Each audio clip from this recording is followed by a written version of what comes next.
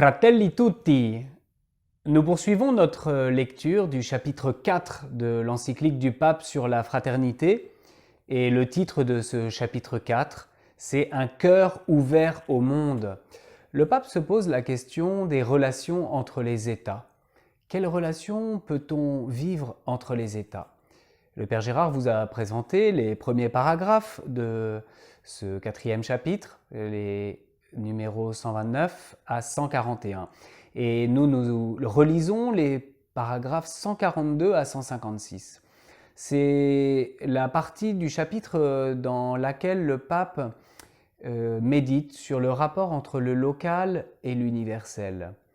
Le local, nous dit le pape, ne peut pas vivre sans l'universel. Et l'universel ne peut pas vivre sans le local. Il faut trouver un équilibre, mais même mieux, une union entre le local et l'universel. Au paragraphe 143, le pape fait une belle méditation sur l'enracinement dans une terre, l'enracinement dans un lieu.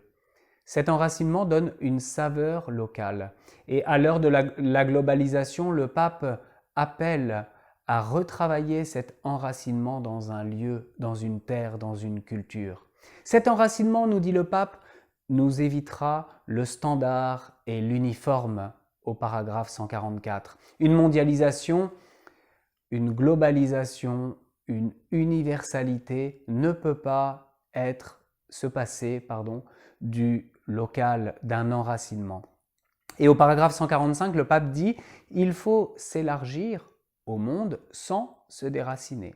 C'est-à-dire travailler toujours avec ce qui est petit. Voilà un bel objectif pour notre monde aujourd'hui. Mais voilà un bel objectif aussi pour nous, là c'est mon commentaire, pour nous qui naviguons sur Internet, qui allons voir toujours beaucoup de choses à gauche et à droite, qui envions certaines fois les personnes qui sont au loin. Contemplons le réel, le territorial, ce qui est enraciné chez nous.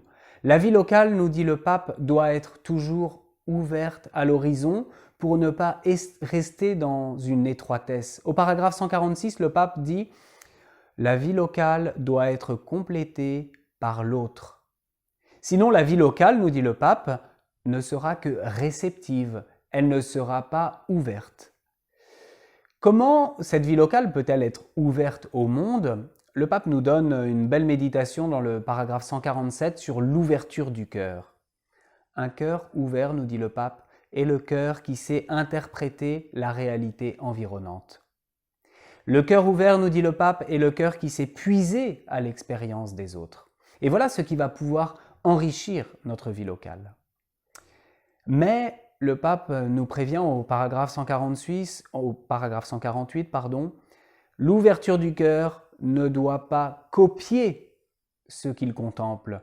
L'ouverture du cœur doit intégrer la nouveauté contemplée. Et il en va de même dans notre vie spirituelle. Si nous ouvrons notre cœur, ce n'est pas pour copier, mais pour intégrer en nous la nouveauté contemplée. Et le pape poursuit sa méditation et sa recherche sur la fraternité entre les pays. Et il dit « La communauté mondiale n'est pas la somme des pays, mais la communion entre eux. » C'est-à-dire de la communion entre tous ceux qui ont cette ouverture du cœur. Et le pape poursuit « Pour une intégration économique, politique, culturelle, les pays doivent d'abord travailler à l'éducation. Et le travail à l'éducation commune pourra permettre une intégration économique, culturelle, politique. Enfin, au paragraphe 152, le pape propose un modèle que nous expérimentons, nous, un modèle d'intégration des pays entre eux. Il dit, prenons l'exemple de nos quartiers. Nos quartiers sont généralement des lieux où nous vivons la gratuité, la proximité, le service et l'écoute. Nos pays peuvent devenir comme ces quartiers à condition que nous soyons toujours attentifs à ceux qui nous entourent, que notre expérience personnelle devienne une expérience communautaire. Voilà quelques paragraphes sur le local et l'universel. Je vous propose de relire le paragraphe 143 sur l'enracinement, le paragraphe 147 sur l'ouverture du cœur et le paragraphe 152 sur la comparaison entre les quartiers et les pays. Bonne lecture!